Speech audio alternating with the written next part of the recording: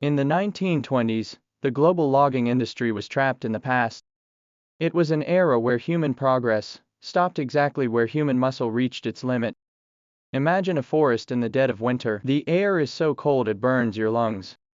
You are standing there with a crosscut saw, a heavy, brutal piece of steel. To bring down a single old-growth tree, two men had to work for hours, soaked in sweat, their muscles screaming, knowing that one wrong move meant a shattered limb or worse. It was a near-medieval struggle. Equipment failures were constant, and the logistical nightmare of dragging manual tools into the deep wilderness meant that most of the day was spent just trying to survive the environment. Thousands of calories burned for negligible output. The industry was screaming for a change, but the tools of that time were either too heavy to carry or too fragile to last. But in 1926, in a small workshop in Stuttgart, Germany, one man decided to challenge the very physics of forestry. His name was Stihl. He wasn't looking to build a gadget for a hobbyist, he was looking to end a century of human suffering in the woods. He envisioned a machine that would act as an extension of the human will, rather than an obstacle to it. What started as a tiny workshop grew into an engineering empire, but its soul wasn't forged in a design office. This is the most critical point often missed by historians. Stihl didn't start as a manufacturer, they started as a service center.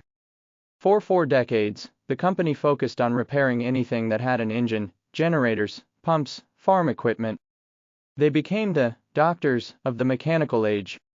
While their future competitors were chasing sales numbers and printing flashy advertisements, Stihl's engineers were down in the trenches, the service pits.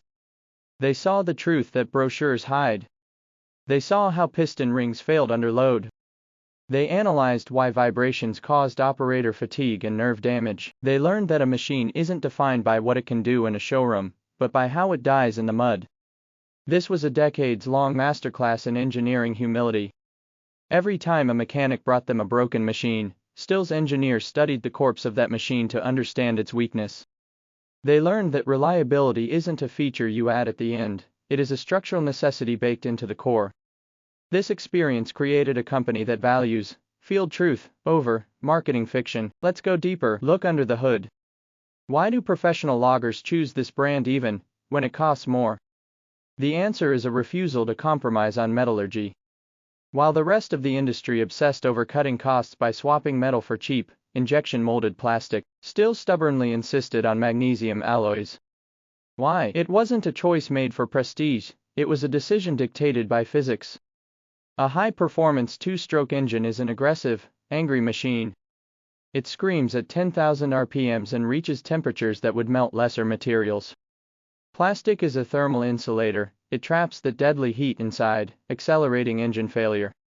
Magnesium, however, acts as a high-efficiency radiator, it pulls that heat away from the core, protecting the piston, the seals, and the crank. And then, consider the cutting chain. Most brands outsource their chains. Stihl manufactures their own.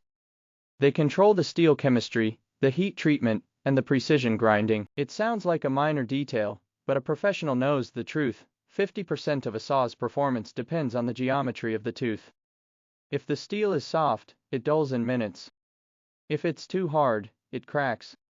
Stihl's obsession with metallurgical consistency is why their chains cut faster and hold an edge longer, even when hitting frozen, dirt-covered timber in the remote wilderness. In an industry where massive, faceless corporations swallow brands whole, Stihl remains a strange, beautiful anomaly.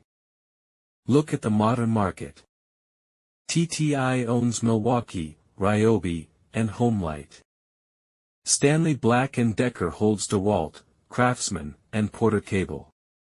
These megacorporations are driven by quarterly stock reports.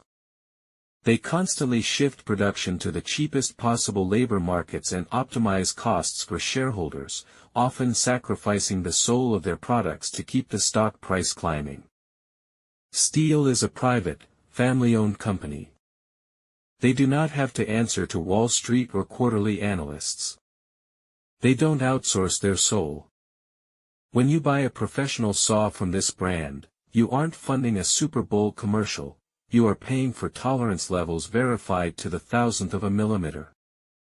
They maintain control because they know that once you lose control of the supply chain, you lose your ability to promise reliability. It is a brutal, expensive, and stubborn way to run a business.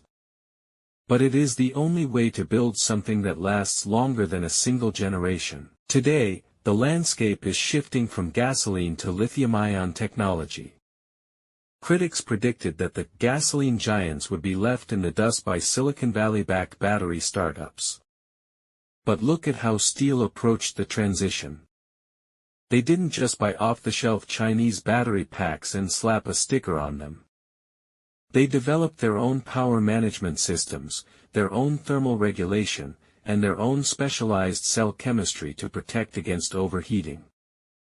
They spent years perfecting the power-to-weight ratio to ensure their electric saws felt like the tools their customers already trusted. They approached the battery not as a tech gadget, but as an engineering component. They realized that for a professional, a battery is not just energy, it is the lifeblood of their daily income. By integrating these systems into their existing ecosystem, they proved that they weren't afraid of the future, they were busy building it on their own terms. The history of Stihl is not a success story of advertising, it is a study in discipline.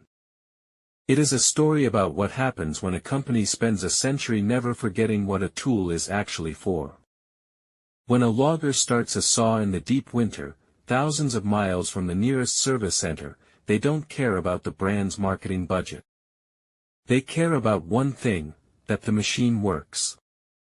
They care that the engineering hasn't been value engineered into the trash can.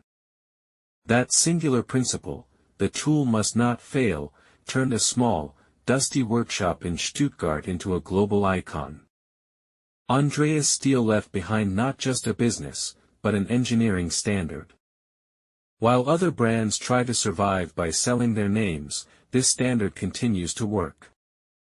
Once, and for a long time. It is a testament to the idea that in a world of temporary things, you can still build something permanent. And that is the true magnitude of this 100-year journey, a journey we have reconstructed here, piece by piece, right in your hands.